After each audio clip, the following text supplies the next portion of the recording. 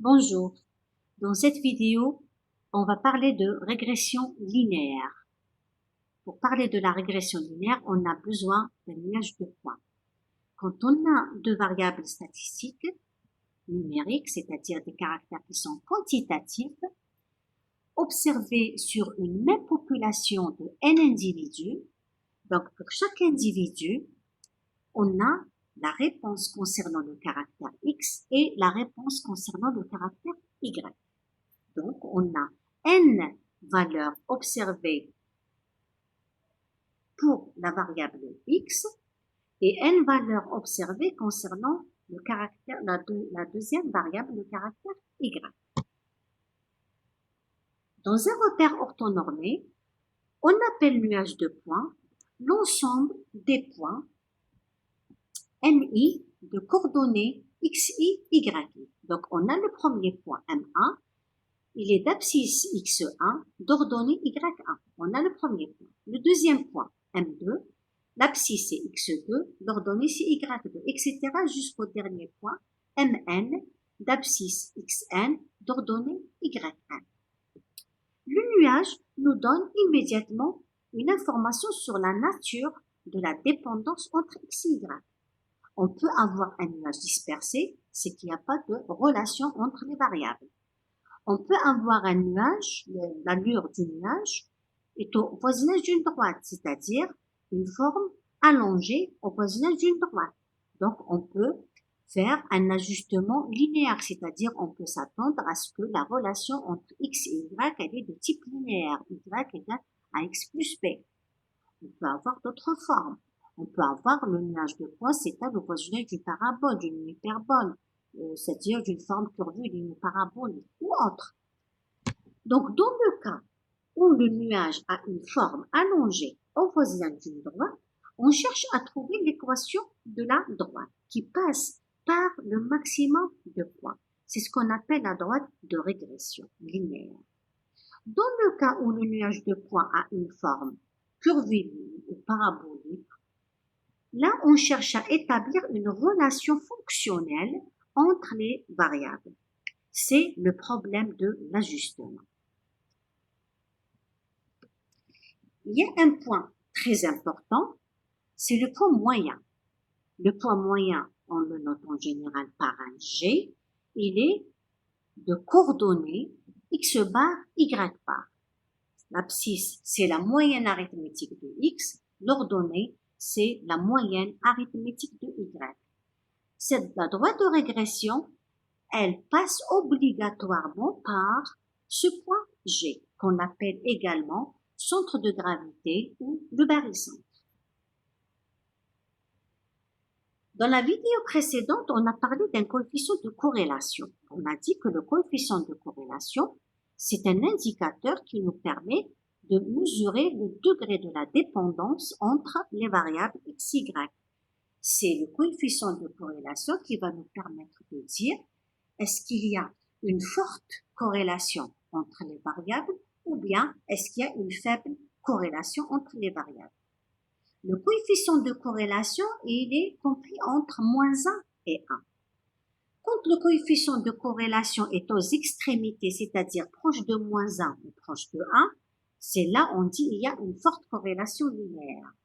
Et quand il y a une forte corrélation linéaire, on peut donc ajuster, on peut faire un ajustement linéaire de trouver la relation linéaire entre x et y qui est exprimée y égale à x plus b. Mais quand le coefficient de corrélation il est loin des extrémités proches de 0, on a une faible corrélation.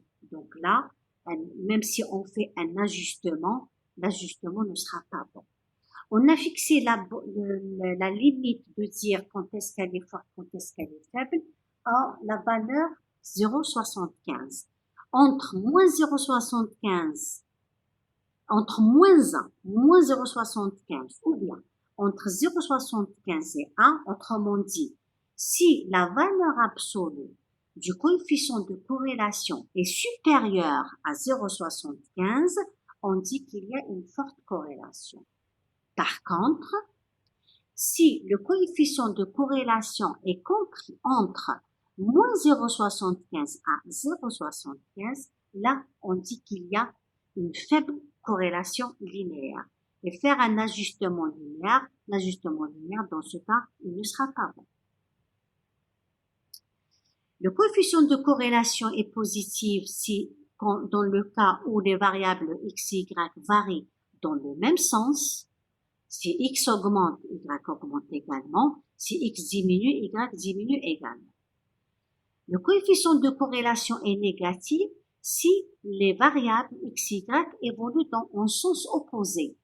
Ça veut dire que si x augmente, y diminue, ou bien l'inverse. Si x diminue, y augmente.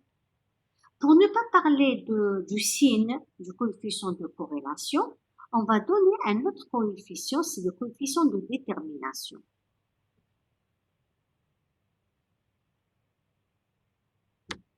Donc là, c'est pour ne pas parler du positif ou négatif. Donc, on va s'intéresser au coefficient de détermination. C'est le carré du coefficient de corrélation. Donc, ce coefficient, il varie entre 0 et 1. C'est un indicateur qui permet de juger la qualité d'une régression linéaire. Il mesure l'adéquation entre le modèle et les données observées. Ou bien on dit à quel point l'équation de régression est adaptée pour décrire la distribution des points. Bon, si on prend r au carré, si r au carré est égal à 0, r au carré est nul, le coefficient de détermination est nul. C'est dans le cas où le coefficient de corrélation est nul. Cela signifie que l'équation de la droite de régression, elle détermine 0% de la distribution de points. C'est que le modèle mathématique utilisé n'explique absolument rien la dispersion des points. Par contre, si r au carré égale à 1, cela signifie que l'équation de la droite de régression est capable de déterminer 100% de la distribution des points. C'est dans le cas où tous les points sont alignés sur la droite de régression. Donc, plus le coefficient de détermination se rapproche de 0, plus le nuage de points est dispersé. Et plus le coefficient de détermination soit proche de 1, plus les points se resserrent proche de la droite de régression. Donc, si r au carré égale à 1, tous les points sont alignés sur la droite de régression. Je prends un exemple. Si on prend r au carré égale à 0,8, le coefficient de détermination égale à 0,8. Ça veut dire que 90% de la dispersion totale est expliquée par la droite de régression. Donc, la droite de régression justifie 80% des points. Attention à la notation. Le coefficient de détermination, il est noté en majuscule pour ne pas le confondre avec le coefficient de corrélation. Exemple. On vous donne un tableau qui donne l'évolution du nombre d'adhérents à un club sportif, par exemple, de l'année 2008 à l'année 2013. Donc là, on a l'année 2008, 2009, 2010 jusqu'à 2013. Donc à la première année, le nombre d'adhérents est 70. La deuxième année, le nombre d'adhérents est égal à 90. La troisième année, le nombre d'adhérents est égal à 115. Jusqu'à la sixième année, qui est en 2013, le nombre d'adhérents est de 220. Bon, je fais le lien entre un tableau de ce type, quand on dit on a des données brutes, on les donne comme ça, ou bien sous forme d'un tableau de contingence. Si on veut représenter ces données dans un tableau de contingence, je représente X sur la première colonne, Y sur la première ligne. Donc, la première colonne, c'est les modalités de X. 1, 2, 3, jusqu'à 6. Les modalités de Y, c'est 70, 80, 70, 90, etc. jusqu'à 2012. Non, jusqu'à 220. C'est les valeurs de Y jusqu'à 220. Le tableau. On a une seule valeur telle que X égale à 1 et Y égale à 70. Donc, le N et J égale à 1.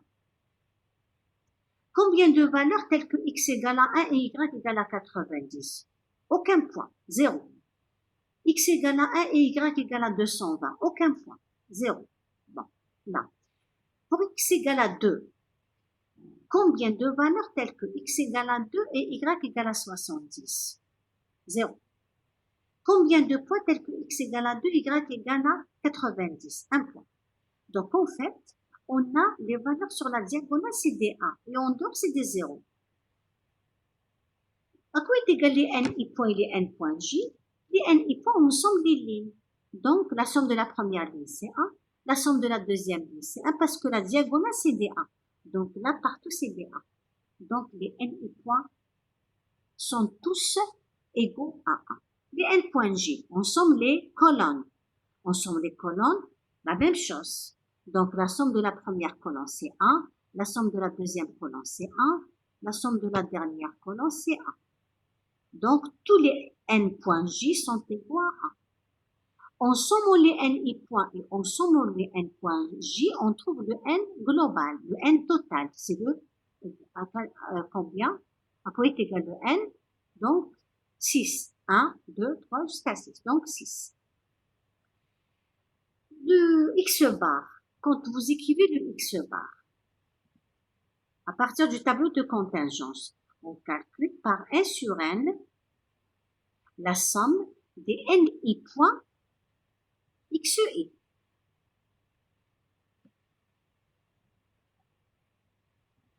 C'est quoi la différence maintenant? Les ni points sont tous égaux à 1. Donc là, on ne considère pas les ni points, donc j'enlève les ni points.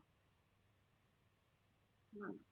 Donc ce sera 1 sur n la somme des xi. Et sans faire de calcul, on vous donne la somme des xi. Elle est prête. Pour la somme des pour y bar, la même chose. Y bar, c'est 1 sur n, la somme des n points j,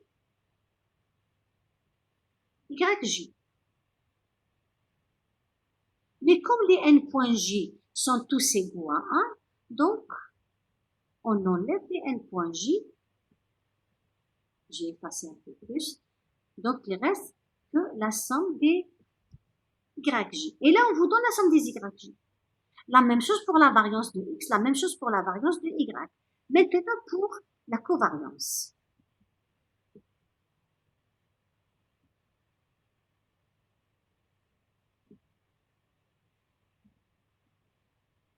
Donc, pour la covariance, elle est définie par 1 sur n. Donc, c'est 1 sur n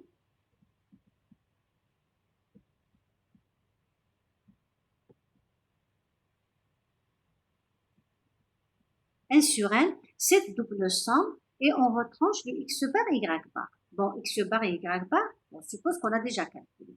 Comment calculer 1 sur n, la double somme sur i et sur j? Quand on a des données comme ça. Les nij, c'est égal à 1 sur la diagonale, c'est-à-dire pour i égale à j. Donc, pour i égale à j, le nij égale à 1. Mais en dehors, c'est 0. Donc, quand on calcule la somme, sur tous les indices et différents de j, c'est des 0. Qu'est-ce qu'il nous reste? Il nous reste seulement quand i égale à j. Donc, ça va être, il y a une seule somme pour les nii. Or, nii à quoi est égal pour i égale à j? C'est 1. Donc, le nii est égal à 1. Donc, il reste xi, yj. Bien sûr, ça, on le divise par n. Et on retranche x bar et y bar.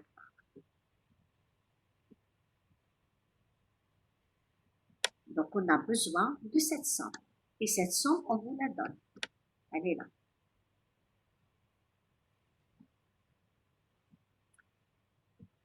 Donc, on saura calculer donc x bar.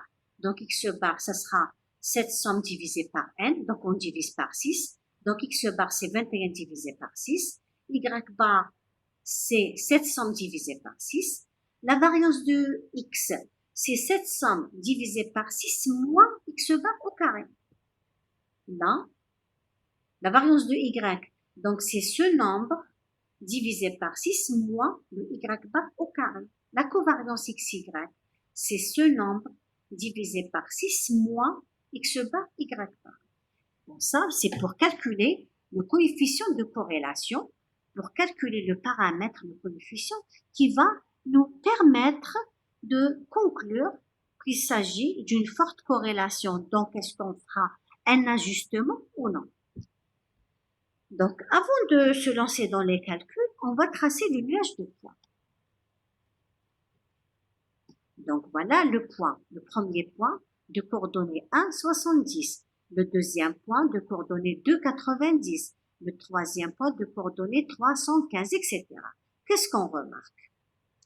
On remarque que le nuage de points donne une forme allongée au voisinage d'une droite. C'est-à-dire, on peut ajuster par une droite. On peut faire passer une droite par le maximum de points.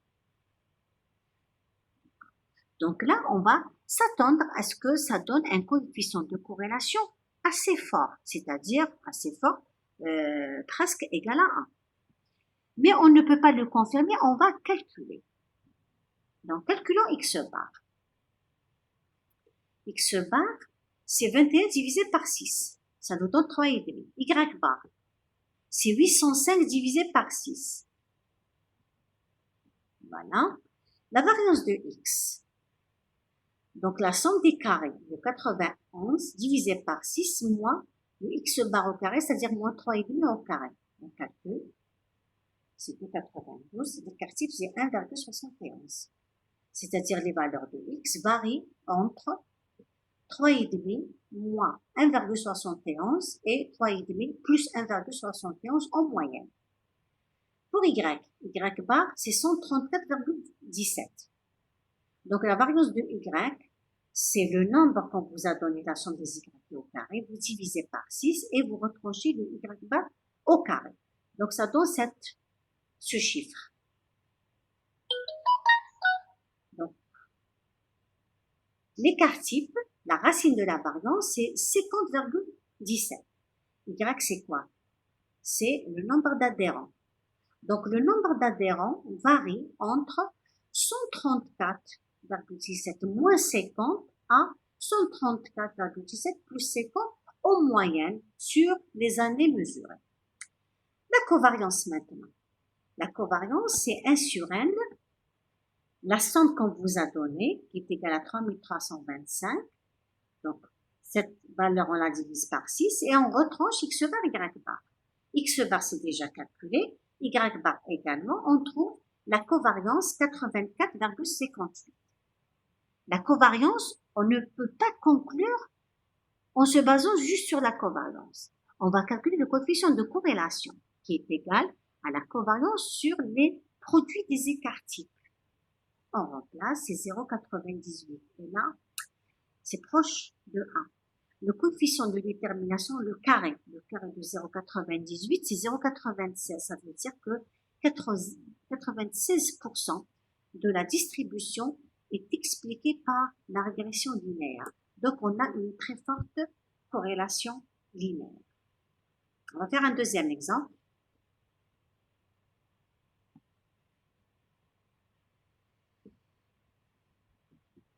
Lors d'un examen d'une durée de 4 heures, on a relevé donc la durée, c'est-à-dire au bout de combien de temps chaque étudiant rend sa copie. Ça, c'est la variable y. Et la note sur 20, c'est la variable x pour 12 étudiants. Donc là, c'est le premier étudiant, le deuxième, troisième, jusqu'au 12e. Là, c'est les notes. Le premier étudiant a eu 8 sur 20. Et il a rendu sa copie au bout de 2h45. Le deuxième étudiant a eu 14 sur 20. Il a rendu sa copie au bout de 3h25. Le troisième étudiant a eu 9 sur 20. Alors, il a rendu sa copie après 2h15, etc. Le 12e étudiant, il a eu 16. Et là, il a rendu sa copie après 3h30. Cet étudiant, par exemple, il a eu 19. Il a rendu sa copie après 3h50.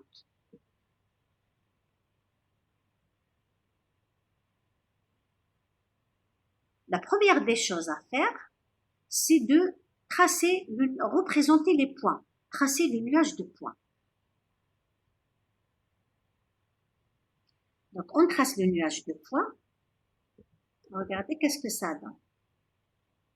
Donc là, on remarque que les points ne sont pas tous allongés au voisinage d'une droite. Donc, il y a une petite dispersion. Donc, les valeurs sont dispersées. Donc, on ne voit pas l'allure d'une droite. Même si j'ai fait passer là une droite par le maximum de points, ça ne justifie pas. Donc, les points sont loin de la droite. Là, j'ai pas fait des calculs pour x bar, y bar, etc. J'ai fait juste un calcul sur Excel pour donner le coefficient de détermination. Je trouve le coefficient de détermination égal à 0,57. Donc là, 0,57, c'est une très faible corrélation linéaire. Donc, on ne peut pas ajuster le modèle par une droite. Mais vous, du moment qu'on vous a donné, non, on vous a pas donné les sommes. Donc là, on fait pas de calcul pour cet exercice. C'est juste pour vous faire remarquer que on peut avoir un nuage dispersé. Donc, faire passer une droite par le maximum de points, ce n'est pas évident parce qu'on n'a pas l'allure d'une droite. Et ça se confirme par le coefficient de détermination que j'ai calculé directement sur Excel, qui est égal à 0,57. Et 0,57, c'est un coefficient assez faible. Donc, on a une faible corrélation linéaire. Les droites de régression. Comment faire passer la droite? C'est pas n'importe quelle droite. Donc, on doit trouver la droite, on doit trouver l'équation de la droite qui passe par le maximum de points, ou bien qui passe au plus près de la majorité des points. Donc, on peut avoir besoin d'effectuer une approximation du nuage aussi par une courbe. C'est quand l'allure, le nuage nous donne une allure d'une courbe. Donc, on a besoin de faire une approximation qu'on appellera plus tard un ajustement. Dans un premier temps, pour le moment, qu'est-ce qu'on va faire? Nous allons nous intéresser à des ajustements par des fonctions affines. C'est lorsque le nuage de points semble être distribué le long d'une droite, c'est-à-dire si le nuage est allongé au voisinage d'une droite. La première approximation, c'est l'ajustement par une droite de Mayer. C'est quoi cette droite? On la trouve d'une manière assez simple. On a un nuage de points, on divise le nuage de points en deux groupes. Le premier groupe, on calcule le point moyen G1. Dans le deuxième groupe, on calcule le point moyen G2. Et on joint le point G1 G2, donc on aura une droite. Donc c'est la première approximation. La deuxième approximation, c'est la plus utilisée, c'est l'ajustement par la méthode des moindres carrés.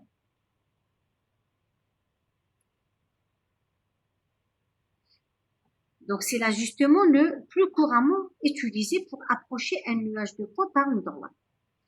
La méthode des moindres carrés, c'est quoi l'objectif? C'est de choisir la droite de telle manière que la somme des carrés, des distances entre les points du nuage et la droite soit la plus petite possible.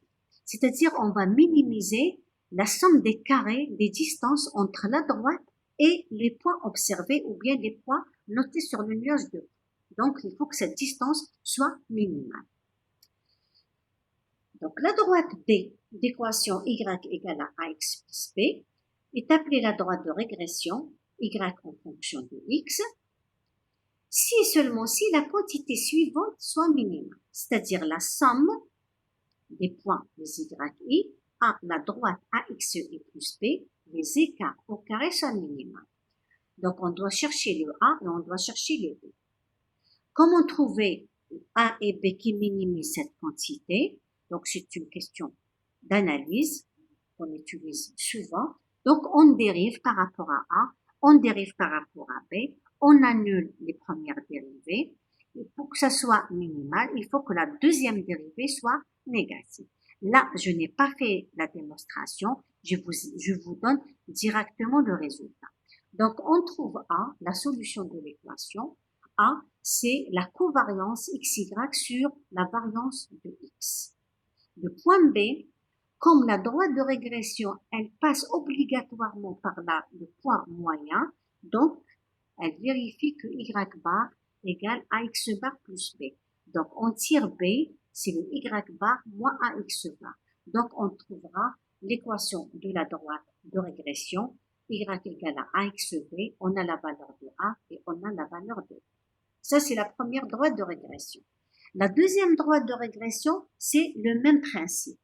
La même chose, c'est de trouver une droite telle que les distances entre la droite au point, les distances au carré, soient la distance la plus petite possible.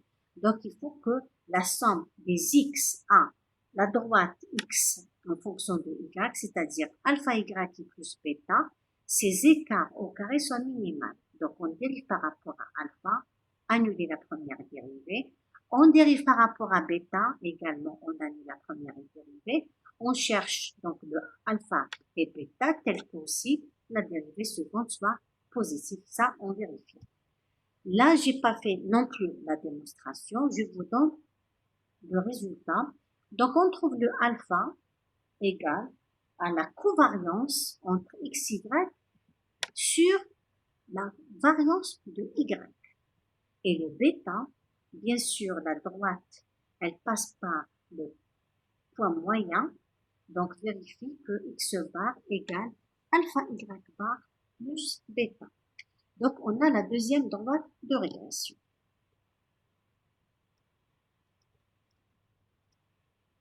Voilà la droite. Donc, voici les distances qu'on essaye de minimiser entre le point et la droite. Remarque.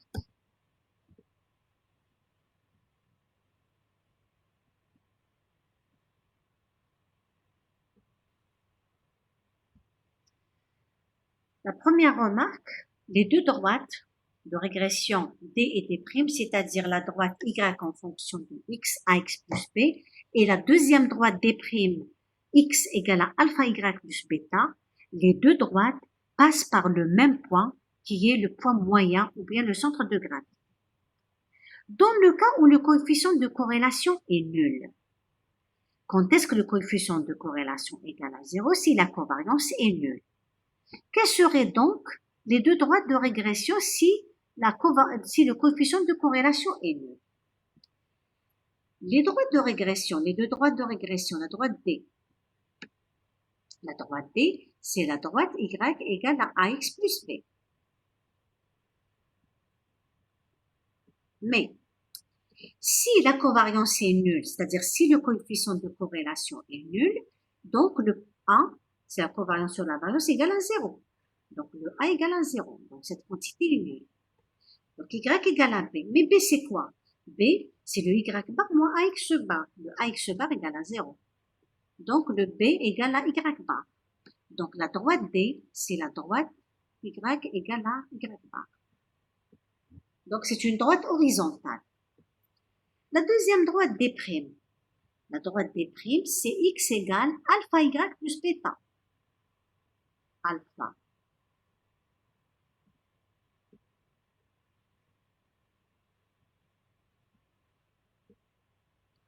X égale alpha Y plus bêta. Mais, quand la covariance est nulle, c'est-à-dire quand le coefficient de corrélation est nul, le alpha égale à 0. Alpha, c'est la covariance sur la variance de Y. Alpha égale à 0, donc là c'est 0. Donc le X égale à bêta. Mais bêta c'est quoi? Bêta, c'est le X bar moins alpha Y bar. Alpha Y bar c'est 0. Donc le bêta égale à X bar. Donc on a cette droite. Donc la deuxième droite, c'est X égale à X bar. Donc c'est la droite verticale. Ça veut dire que dans le cas où le coefficient de corrélation est nul, les deux droites D et D' seront perpendiculaires. Ils vont se croiser au point G. Donc on est dans ce cas. Donc voilà le point G. Ça c'est la droite D, X égale à X bar il est là. Y égale à Y bar, il est là. Donc, les deux droites sont perpendiculaires à un point d'intersection, c'est le point moyen G.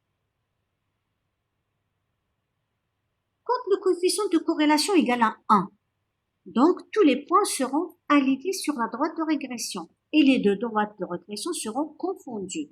Donc, la droite D et la droite D' sont confondues dans le cas où le coefficient est égal à 1. Tous les points sont alignés. Et là, on est dans le cas où x, y varient dans le même sens. Quand x augmente, y augmente, ou l'inverse. R égale à moins 1. R égale à moins 1, tous les points sont alignés sur la droite de régression. La droite D et D' seront confondues également. Les deux droites sont confondues. Tous les points sont sur les mêmes droites de régression, mais là, x, y varie en sens inverse, en sens opposé. Quand x augmente, y diminue, ou l'inverse. Si x diminue, y augmente. Un autre exemple de régression. La distance de freinage d'un véhicule sur une route sèche en fonction de sa vitesse est donnée par le tableau suivant. Donc, un véhicule roule à 30 km à l'heure, sa distance de freinage, c'est-à-dire il s'arrête après 12 mètres. Si le véhicule roule à 40 km à l'heure, la distance de freinage est de 14 mètres, etc.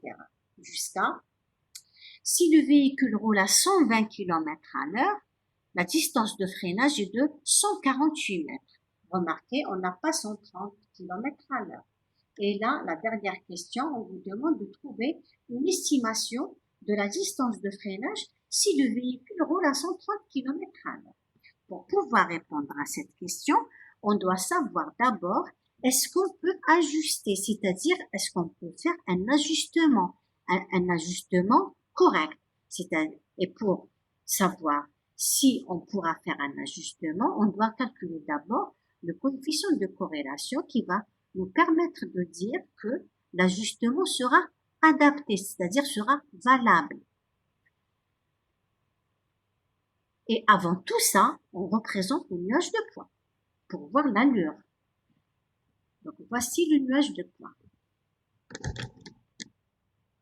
Donc, remarquons que les points peuvent être alignés sur une droite. C'est-à-dire, on peut faire passer une droite par le maximum de points. Bon, c'est pas n'importe quelle droite. On va trouver l'équation de cette droite.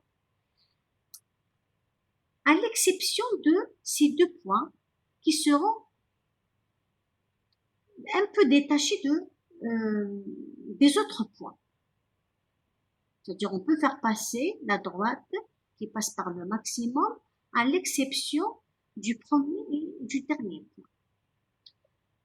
Bon, ça c'est graphiquement. C'est-à-dire, là, on peut dire qu'on peut ajuster les points par une droite. On peut faire passer une droite de régression qui passe par le maximum de points et qui passe le plus près des points mesurés.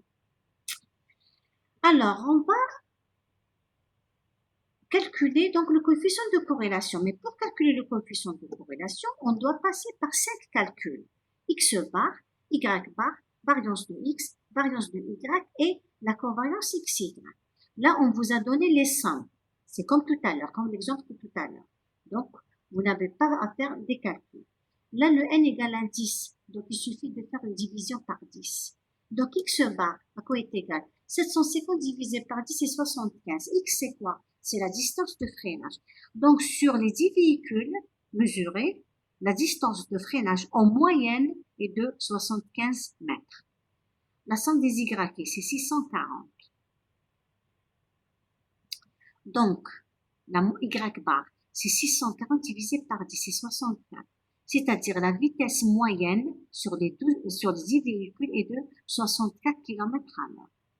La variance de X, la somme des XI au carré. Donc, c'est ce nombre divisé par 10 moins X bar au carré. Voilà. Voilà la variance de X. Donc, c'est 6450 moins 75 au carré, c'est 825. Ça veut dire que l'écart type, la racine de la variance, c'est 28,72. Ça veut dire quoi? Ça veut dire que x c'est quoi? C'est la distance de freinage. Donc la distance de freinage varie entre 75 moins 28 mètres et 75 plus 28,72 mètres en moyenne. Y bar, on a calculé la variance de Y. Donc, c'est la somme qu'on vous a donnée divisée par 10 moins 64 au carré. Ça nous donne cette valeur. Donc, l'écart type est de 42,86. Donc, les vitesses varient de 64 à plus ou moins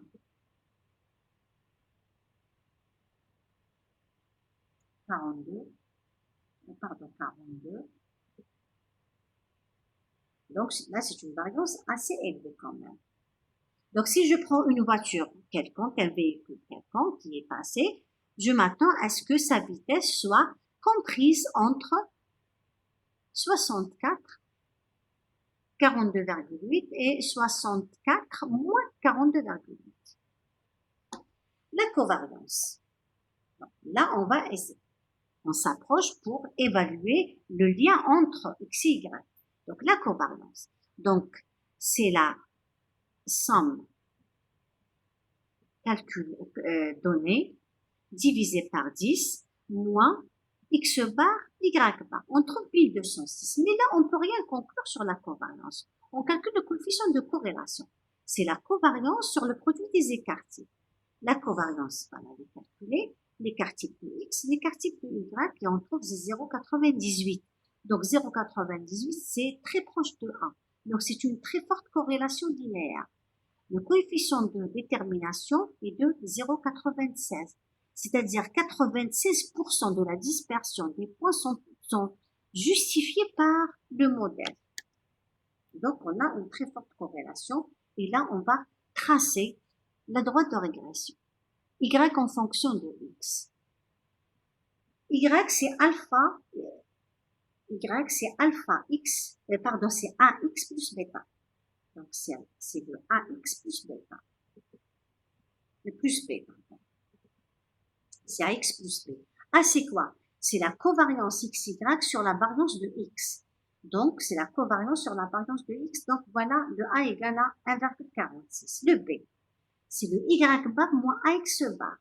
Y bar c'est 64 moins le a c'est 1,46 multiplié par x bar égale à 75.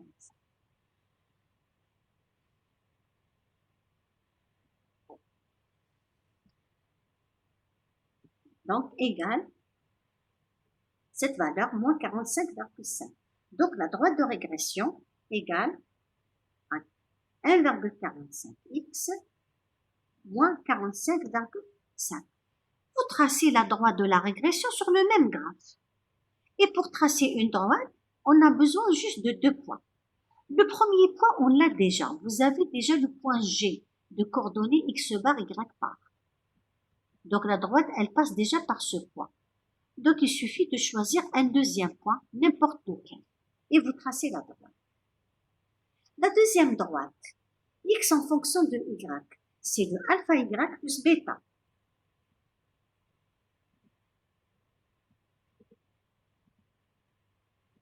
Donc alpha, c'est la covariance xy sur la variance de y. Donc on divise, on trouve 0,66. Le bêta, c'est x bar moins alpha y bar. On a la valeur de x bar. Le alpha, on vient de calculer, y bar. Donc voilà, c'est 32,96. Donc la deuxième droite, c'est celle-là. Vous tracez la deuxième droite sur le même graphe. Donc là, c'est un exercice pour vous. Prenez une feuille, vous tracez les deux droites de régression sur le même graphe. Qu'est-ce que vous allez remarquer? Vous allez remarquer que les deux droites, ça c'est la droite B, et là c'est la droite D'. Vous allez remarquer que la droite D et D' sont très très proches. C'est-à-dire la droite D, je vais schématiser à peu près comme ça c'est la droite D, et là la droite D', ils vont passer par le point centre de gravité, seront très très proches. L'angle formé par les deux droites c'est presque 0. L'angle, c'est presque égal à 0. Donc, vous allez tracer vous-même les deux droites de régression sur le même graphe. Bon, moi, j'ai tracé une seule droite par Excel. Il me donne directement l'équation de la droite. 1,45 moins. Voilà. Ça, c'est, si vous tracez la deuxième droite, bon, le point G,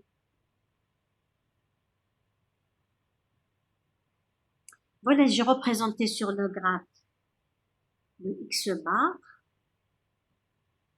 Le X bar, c'est 75. Donc, sur l'échelle, là, c'est 50, 60, 70, donc la moitié. Donc là, c'est 75. Pour Y bar, c'est 64. Donc 60, donc c'est là.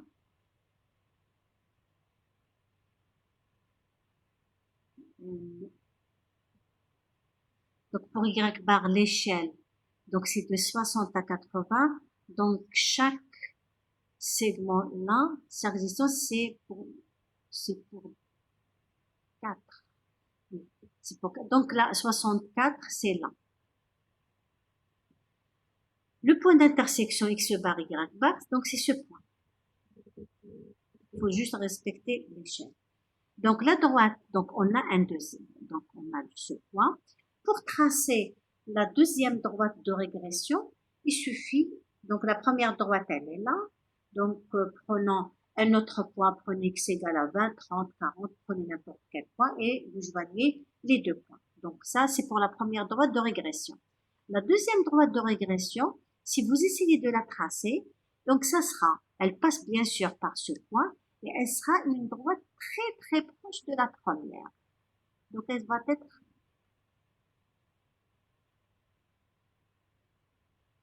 très proche de la première droite. Bon, on va voir si on va. Donc là, on va représenter un autre point pour l'équation x en y. Donc x égale à 0,66 y plus 32,96. On va choisir un point. Par exemple, on choisit y égale à 20. Donc pour y égale à 20, je remonte le graphe. Donc je prends y égale à 20. On fait le calcul. 20 fois 0,66 plus 32, donc on trouve 46,16.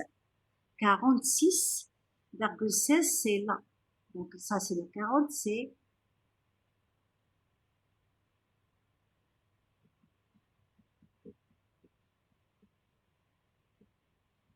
donc je vais effacer cette droite qui est faite à peu près.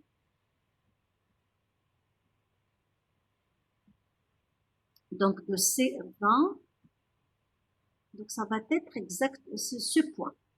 Regardez comment il est proche. Donc c'est très proche de la droite. Prenez une règle et vous tracez, vous joignez ces deux points. Et vous allez trouver que c'est une droite très proche. Donc ça va être quelque chose comme ça, très proche. J'arrive pas à dessiner à la main, il suffit de prendre une règle et vous tracez là, et vous remarquez que la droite D et D' sont presque confondues.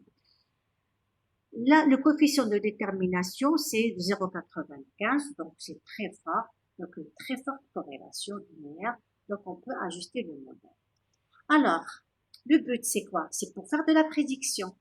Un véhicule qui roule à 130 km à l'heure, il n'a pas été mesuré, donc on n'a pas mesuré la distance de freinage pour le véhicule s'il roule à 130 km à l'heure. Qu'est-ce qu'on fait?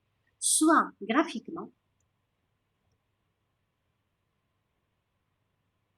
graphiquement, vous prolongez la droite, parce que là c'est 100, 120, donc 110, 120, 130 c'est là.